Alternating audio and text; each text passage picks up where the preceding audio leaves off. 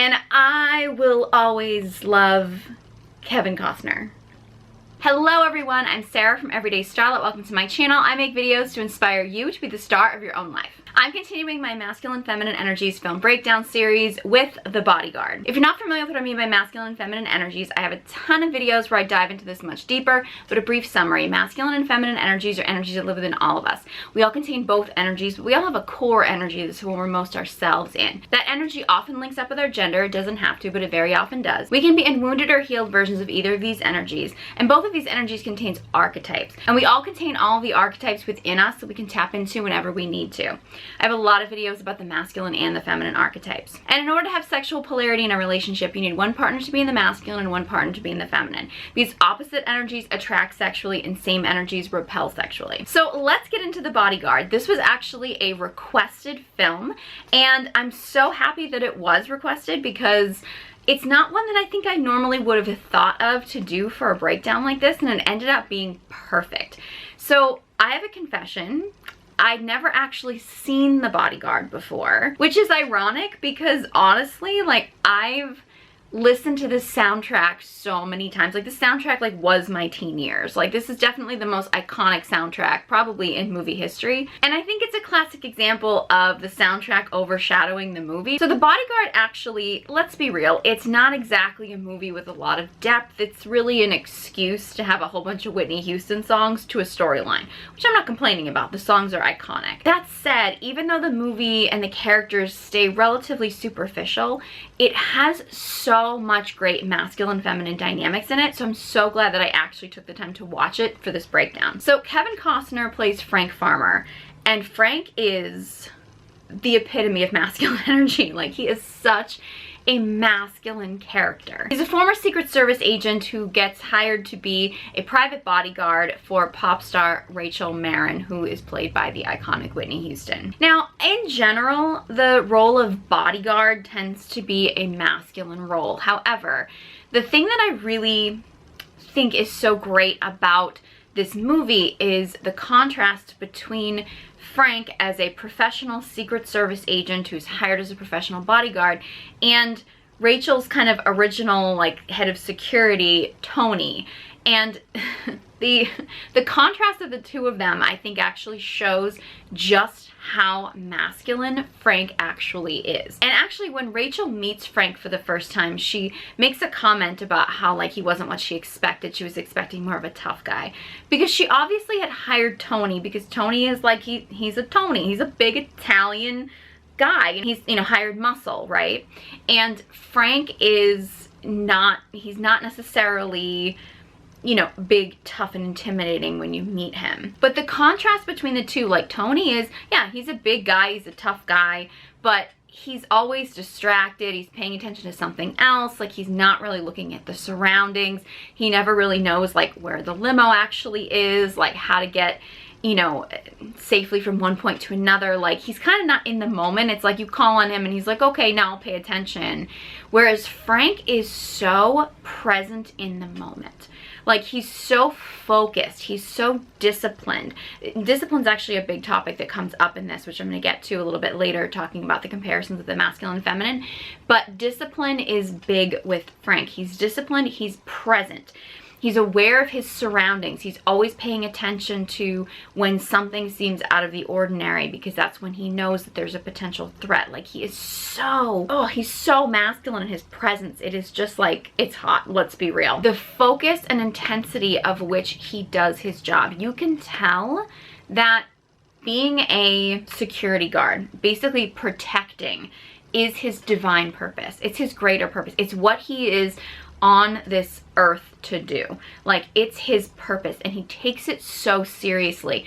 It's not just a job for him. Like, it's literally a devotion, and it doesn't really necessarily matter. In fact, he kind of likes to disconnect himself from the person that he is protecting, because he doesn't want his emotions to get involved, which is very much masculine, because when the masculine's emotions get involved, he becomes less present, he becomes less focused. So the fact that Frank is so devoted to protecting. Whoever it is that he's supposed to be protecting, he's a protector, and he's present and he's focused. He makes a comment actually about how he wasn't like the biggest and strongest guy, but when he played football, he was good because he was fast, right? Like, it's not all about being a big, strong, tough guy. And this is actually a really great example of appearance and when it comes to the masculine. And I mean, yeah, Kevin Costner's a very good looking man, and he does look like he's a very powerful man depending on the roles that he's played. He's not like a wimp or anything. However, you have somebody like a Tony who's just a big overall guy. And you have someone like Frank who is a smaller in size man. He doesn't necessarily have that like intimidating size to him. Frank is a much better protector than Tony because of his focus, because of his skill, because protecting is literally his devotion, it's his purpose. This is actually where I think a lot of women go wrong when they're actually looking for a man who's a protector, because let's be real, for most women who are feminine at their core, they're gonna want a man who can protect them. Protection can look very different, especially in today's society where, you know, we don't necessarily have like saber-toothed tigers that are attacking us on the streets every day, you know what I mean, where you need a man who necessarily can like fend off wildlife or something. You know, protection is going to look different in different societies and in different cultures and things like that. However, at its core, most feminine women are gonna want a masculine partner who can protect them. I think that's one of the reasons why so many women get into this real focus about like a man's height. The idea of like needing a man who's 6'4" or needing a man who's, you know, a certain height or size or whatever. And look, I'm not here to tell anybody what they should want or what they shouldn't want. If you want a tall guy, want a tall guy. If you want a man who's big, you want a man with big muscles, all for that. I get it, muscles are sexy, right? That said, if you aim for a man who looks like a protector, but you don't actually pay attention to, does he have the skills to be a protector, then you're aiming for the wrong thing. So if you want a guy who's say 6'4" because you think he's going to be able to protect you, but then you find a guy who's 6'4" but he really can't, he can't protect himself, let alone protect you. He's just big and intimidating, but he doesn't have the focus, he can't pay attention, he's kind of, you know, I don't know, whatever, always, you know, dealing with something else. He's not really focused, he's not present, he's not quick, he's not in the moment, like all these kind of things. If he doesn't have that masculine drive to protect, his height really is not going to do you any good. A man who is, I don't know, 5'10", but knows how to protect and knows how to stay focused and knows how to pay attention to his surroundings, who actually knows how to keep you safe, is going to be a better protector, and you're probably going to be way more attracted to him in the long run, because a man who can protect you is sexy. Like if you're a feminine woman and you find a man that can protect you and keep you safe and make you feel safe, and safety involves a lot of different things. It's not just safety against intruders, although that is pretty much like the basics of it. That is sexy. It's a turn on when you're a woman and you're in your feminine energy and you find a man who can protect you and make you feel safe in the world because you know that he can protect you. Like, that's a turn on. That's gonna allow you as a woman to relax and open and surrender to him because you're gonna trust in him. And that doesn't necessarily just come from a man's height or how much muscles he has or things like that. I mean, yes, I get it. If a man does not have the physical strength to protect you, then that's probably gonna be a problem, right? And that's probably gonna end up being a turnoff in the long run because the polarity is gonna be off. However, it's not just a matter of a man having the biggest muscles. If they're just like glamour muscles that he just wants to look at in the mirror, but he doesn't even know how to throw a punch, or he doesn't actually know how to stay focused enough to know if there's a threat or if there's danger, and he doesn't know how to actually kick into action. He doesn't have those instincts that will let him kick into action at the right point. Like, if he doesn't have those skills, then his physical size alone is not going to make him a good protector. And that's one of the things I love in this movie, is the example of the fact that, you know, just having a guy who's like big and strong, and Tony's definitely in his ego, like he kind of wants to put Frank in his place and everything, and Frank's very like, I'm not having it. Like he will show his hand when he needs to, but he stays very calm around all of the chaos and stuff, which is a sign of a masculine man. Is if you can't incite his ego like that. Like Frank doesn't really doesn't really get thrown by much. Like, it's not too much that will throw him. He's very confident and grounded in his abilities. He doesn't need to show off all the time. He doesn't need to constantly show everybody that he's tough. Tony tries to drag that out of him because Tony needs to constantly prove himself. Tony's not all that confident. He's not all that grounded in his ability because he's just a big, strong guy. He's not necessarily a skilled protector. And can Tony protect? Yeah, probably can. But he's not gonna do as good a job at protection as someone like Frank, who actually has the skills to pull it off. I love the contrast there in this movie, and I think it's such an important lesson for women to understand that it's not just about picking a man who has the physical characteristics of a protector. You need to make sure a man has the actual skill and the drive to protect, because frankly, it's a turn on. I mean, so many moments watching this movie, I was just like, oh my god, Frank he's so masculine in this movie. It's unbelievable. Rachel, in the contrast, is very feminine. Like, she is so feminine, but not in a traditionally feminine way. Like, she's not feminine in a sense of being super girly. I would say Rachel's a lot of dark feminine in her. She does a lot of testing a lot of times. One thing is that Rachel prioritizes connection, relationships, people. You know, she's very trusting of people. She's got this kind of like open house policy. Everything's supposed to be like a family. Like, that's what she wants her staff, her people around her to kind of all feel like family. She has a son. You can tell she's a very strong mother instinct. But in contrast to Frank, who's like, I want to protect the son because that's his job, Rachel she wants to keep her son safe. She absolutely does. But it's a slightly different way of, like, she doesn't want her son to feel trapped. She doesn't want him to feel like he's affected. She doesn't want him to feel fear. Like, she's got a different type of protection. Like, she wants to protect her son more emotionally, as opposed to Frank, who wants to protect her son physically. So that divine mother energy to protect, which Rachel has a very strong divine mother energy in her, especially towards her son. It's slightly different than the drive to protect of the masculine. And in fact, the feminine's drive to protect, and I would say that drive to protect in the feminine comes from more of the divine mother energy. And you even see Rachel, that comes out sometimes with Frank, when she's kind of trying to get Frank to open up a little bit. And she kind of says that she'll protect him, when in reality, she means protect him emotionally, right? So the feminine, when the feminine is more protective, she wants to protect the masculine emotionally. When the feminine really falls for a masculine partner, usually when you have a real extreme masculine-feminine polarity, the masculine tends to be a little bit disconnected from his emotions, right? Because that's feminine energy. Emotions are feminine. So when you have a really extreme masculine man like, say, Frank, he tends to be, he can sometimes feel cold. He can sometimes feel a little emotionless. And the feminine often wants to draw out his emotions. And you see that with Rachel. Like, she kind of wants to draw out his emotions a little bit. The feminine has a drive to protect the masculine's emotions. To be like, all right, let me see your emotions because I'll protect you. That's the divine mother instinct.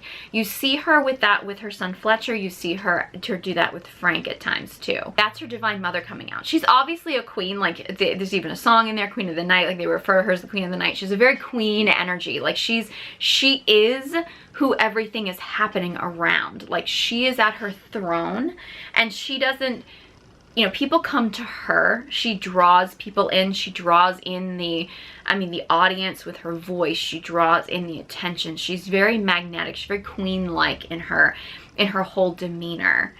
She has some maiden in her too, though, and it's a maiden in her in that she's very playful. She kind of likes to be silly. She doesn't like to take things too seriously. You even see that with Devaney, who's like her manager, who's kind of, he's a protector as well. He is the one who brings in Frank to protect Rachel. He's got a very fatherly way about him. In the beginning, actually, too, when he's going to introduce Frank to Rachel, and he kind of tells Rachel to, like, get up off her ass and come over and do her, like, she's kind of like in that world where she's like, I do my thing, and when Devaney's like, no, come here. Like, he's got a very fatherly like he gives the structure of like a father figure to her. The initial meeting too, when Rachel meets Frank, you can tell again, Rachel is very much in family connection. She wants everything to be very loose and very flowy, whereas Frank is very like all business. He's very serious. It's actually where you first find out that he doesn't drink when he's on duty, which is actually really significant.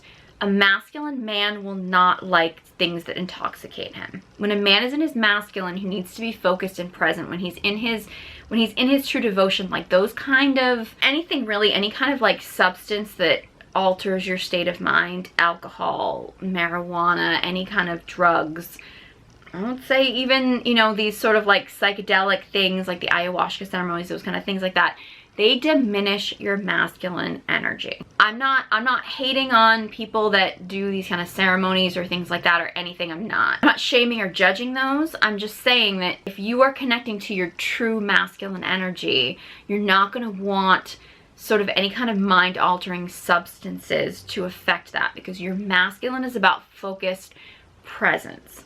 And any kind of like mind-altering substances are going to take you out of that focused presence. I've had some questions too about men and marijuana and things like that. If a man is smoking weed, he's not in his masculine energy. He's just not. Like, you can't be in your masculine and be using these other substances. Alcohol, drinking, things like that. I mean, anything that's altering your state, your presence. I mean, again, I know we kind of think of these like the masculine guy drinks the beer and whatever, and some men can handle their alcohol a little bit better than others.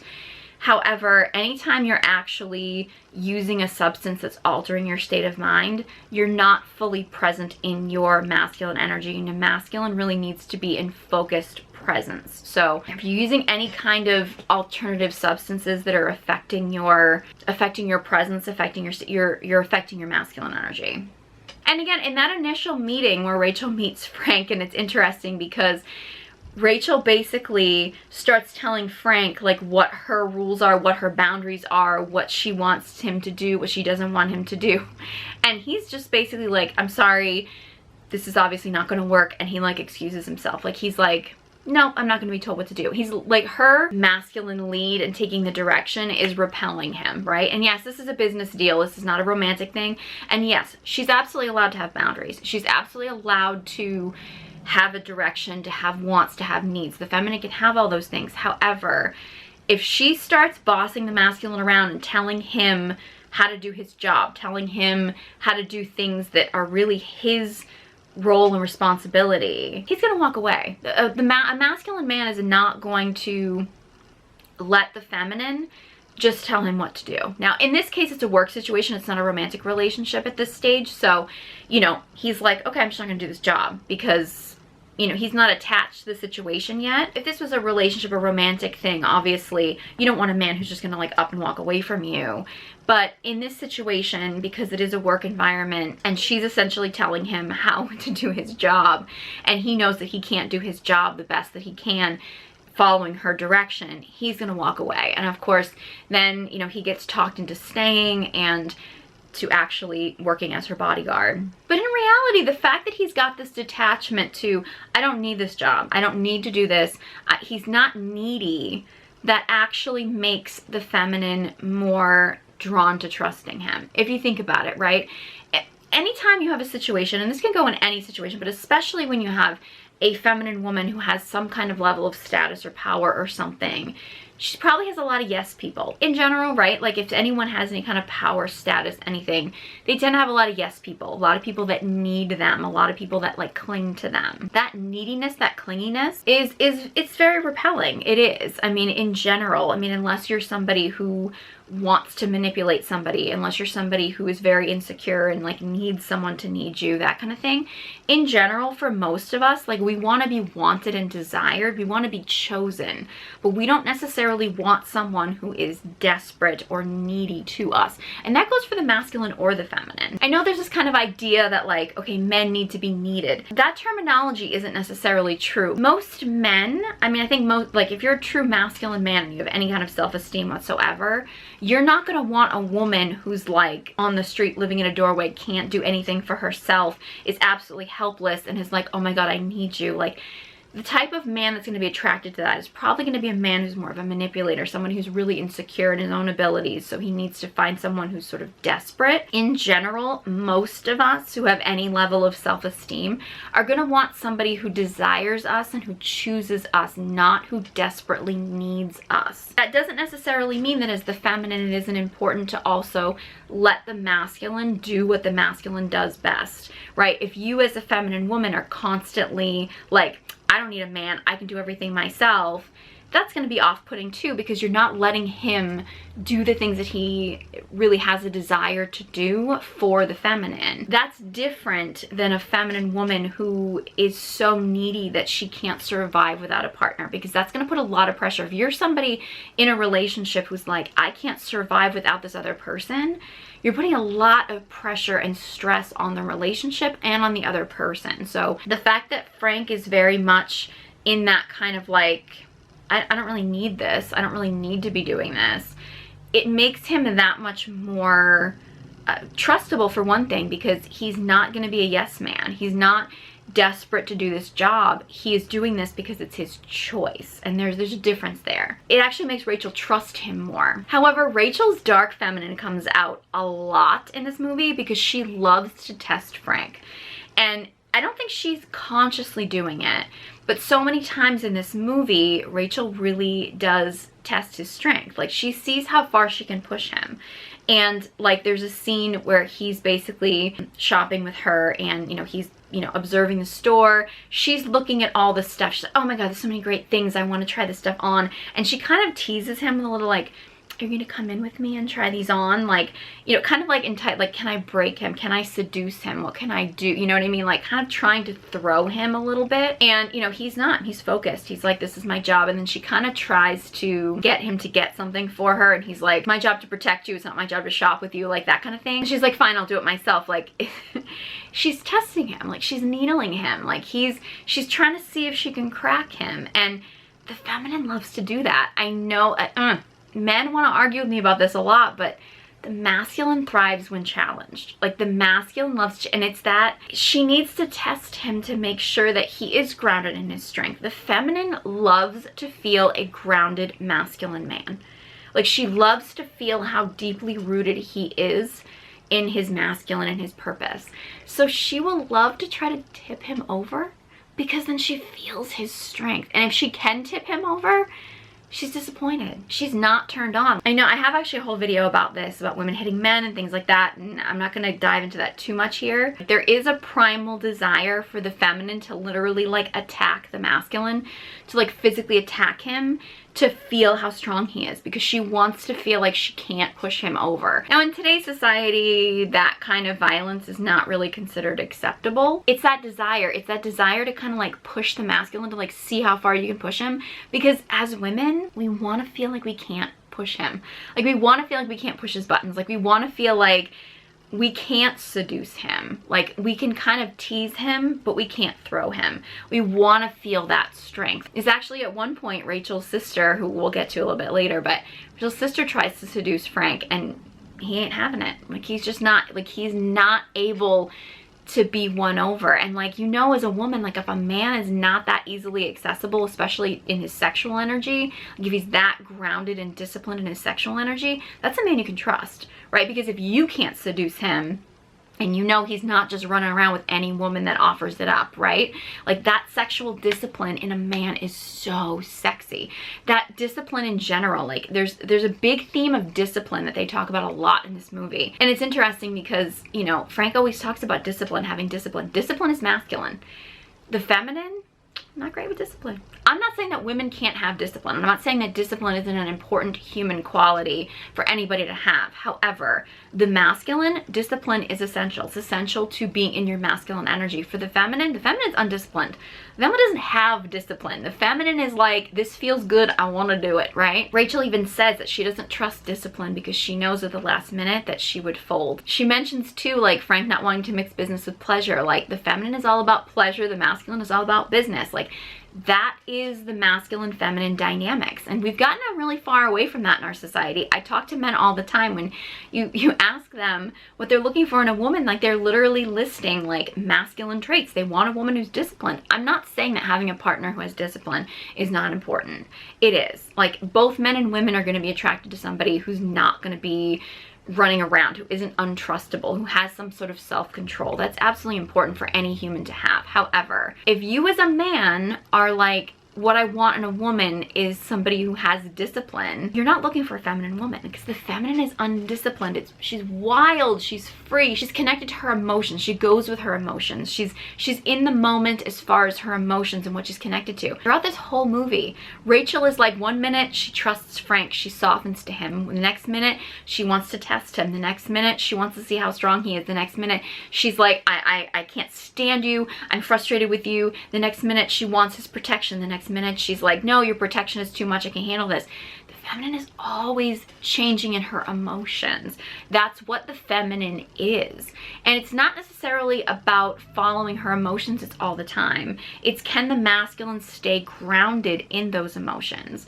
And Frank does a pretty good job of that throughout the movie. Like, even though there's times when he says he's gonna leave because he's like, I can't deal with this anymore, he can still do his job even in the midst of all of these emotions. Frank and Rachel go on a date, they go to a movie. There's a really great conversation actually they have after the movie about talking about death. Now, the masculine usually has a he's much more comfortable with death in general. I mentioned this in quite a few other videos. And actually the way that Frank words it in this movie is really appropriate. It's that it's not that the masculine wants to die, it's that he's not afraid of death. And when somebody is not afraid of death, they're invincible. That really defines the masculine. It's not that masculine men want to die, it's that they're not afraid of death.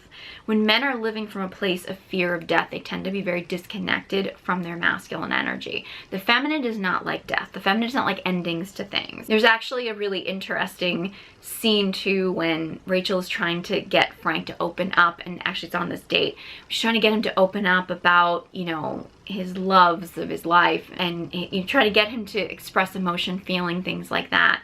And he makes a comment about how, you know, he was in love once and that the woman just didn't love him anymore. She just stopped loving him. He's like, can you imagine that? And she was like, no, I can't.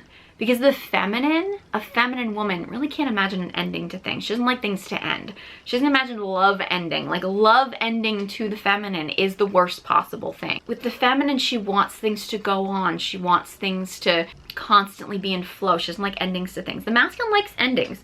He likes clear-cut, I'm in this, I'm out of this. He likes very clear-cut, defined situations. The feminine wants everything to continue. That's the masculine feminine dynamics in all of us. Frank and Rachel actually get together. They sleep together.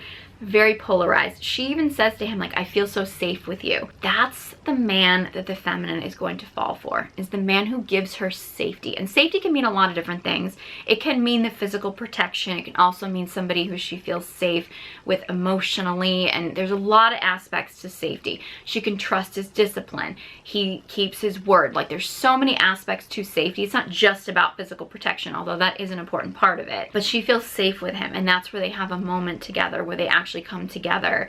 And after they come together and they're together, Frank makes a comment about how he's not sure how well he can protect her in this state, right? The two of them are lying in bed together and they're connected. That's very common with the masculine. When he feels like his emotions get involved, when he feels his feminine emotions coming up, he feels less connected to his masculine energy, which means he's less connected to his purpose, which means he's afraid he's not going to be able to do his purpose as full out as he would if he wasn't connected to his feminine emotions. When they actually spend the night together, the next day he pulls away. That's the elusive pull away that we see with masculine men. I've mentioned this in a few other videos because this happens a lot. It's a very common thing, and we see it in a lot of movies.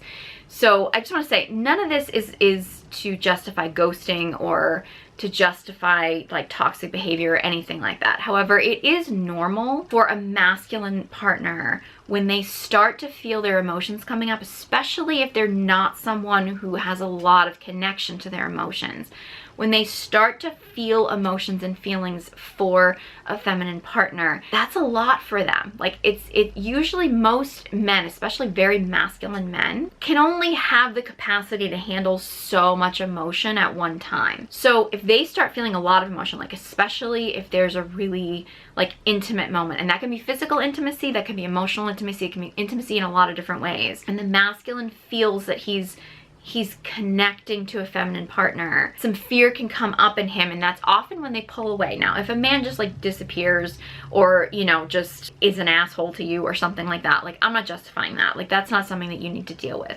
However, if a man is very masculine and you have a really intimate connected moment, and as the feminine, you're gonna be like, I want more, like, yes, I want more intimacy, I want more love. You're gonna feel so full and you're gonna long to feel even fuller, and you're gonna feel like you want more. The masculine may hit a certain capacity and be like, okay, this is as much emotion, intimacy, fullness as I can feel right now, and he may need to pull back a little bit. It's actually in Men Are From Mars, Women Are From Venus, it's actually considered like the elastic band thing. Like men are like elastic bands, right, where they kind of need to pull away. They'll come back, like especially if they love and care about you, but they may need to pull back a little bit, right, because they can only handle so much of their feminine emotions. So again, not justifying any kind of toxic behavior. I'm just saying that it is normal. This is a bit extreme, and in a lot of the movies that I've broken down where you have that pull away, it's pretty extreme for film and drama's sake, right? So if a man is just sort of like, he jumps out of bed after you slept with him and he's like, I'm done, I can't do this anymore, I can't handle this, right? That's not really very healthy, right? It's probably a sign that he's got some work he needs to do on himself. That said, if you have a really intimate connected moment with a man and then maybe he doesn't text you as soon as you think he should text you, but you do still hear from him, or like maybe he's just spends a little bit more time at work for a little bit, or just, you know, isn't quite as open, or maybe just like, okay, I need a little bit of time to do something, right? To focus on something else or whatever. That's not really a bad sign. Like that's not a bad thing. And I think it's important as a woman to know when that pull away is like toxic. He's just, you know, he's out, and when it's just, he just needs a little bit of space. He needs a little bit of space to readjust to the new feelings he's feeling. If he's just up and left and gone and he's done, you don't need him, you don't want him, right? Like just let him go. If he just needs a little bit of space, he needs to back away. As the feminine, we can feel really like, no, come back to me, you know, because you want to feel that fullness. But if you can kind of like relax your nervous system and stay calm, like Rachel kind of freaks out, she flips out, she decides she wants to test him, she wants to get angry, she wants to push him away, she wants to, you know, she gets all in her emotions, right, which is very common. You either completely push them away or you cling to them and need them. If you can just kind of like relax your nervous system and be like, I'm gonna let him have his time, I'm gonna let him feel what he needs to feel. If he does actually care about you, if it is a good solid relationship, he's gonna come back. Like it's not like he's just gonna disappear. And in fact, this pull away phase may actually, he may not actually even physically leave. He may be there, he just might not feel quite as close to you as you now feel, right? It's just the difference in the masculine and the feminine, and the way that most women are at their core and the way most men are at their core.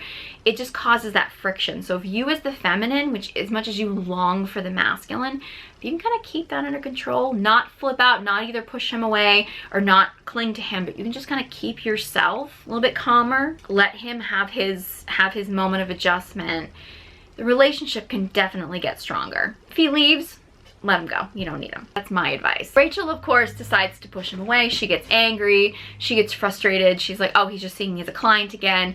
When in reality, he's doing this because he feels like he can't do his job. Like he can't protect her when his emotions are involved as well as he can when he keeps his emotions out of it.